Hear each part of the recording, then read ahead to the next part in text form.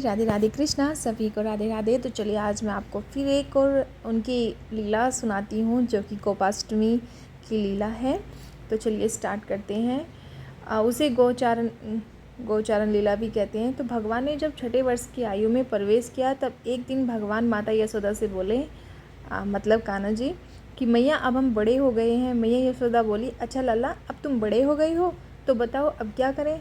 भगवान ने कहा अब हम बछड़े चराने नहीं जाएंगे, अब हम गाय चराएंगे।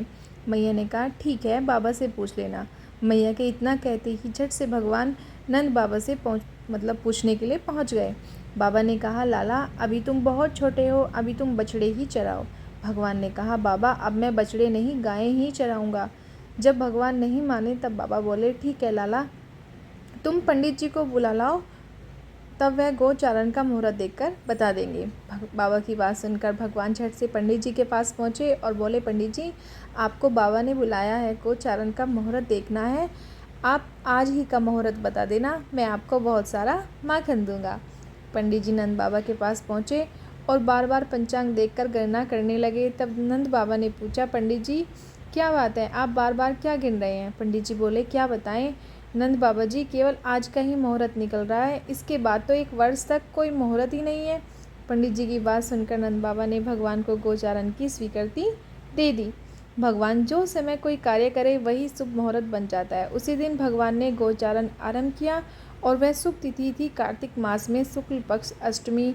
भगवान के गोचारण आरंभ करने के कारण यह तिथि गोपाष्टमी कहलाई।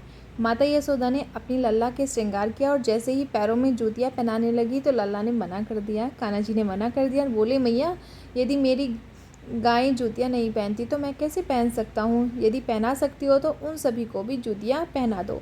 और भगवान जब तक वृंदावन में रहे भगवान ने कभी पैरों में जूतियाँ नहीं पहनी।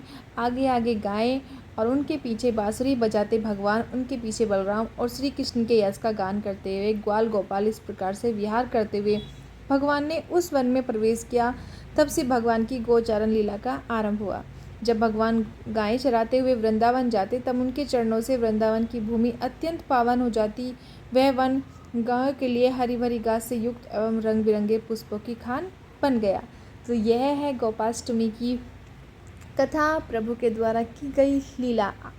आई होप आप सब ने इस लीला का अच्छे से आनंद लिया होगा। मुझे भी आप सबके साथ साथ ही पता चली है। जब मुझे पता चली तो मैंने तभी फट से ये तुरंत वीडियो बना ली ताकि मुझे पता चला तो जिन्हें नहीं पता है उन्हें भी गोपाष्टमी के बारे में जानकारी हो जाए। राधे राधे, राधे राधे कृष्णा, सभी को राधे राधे।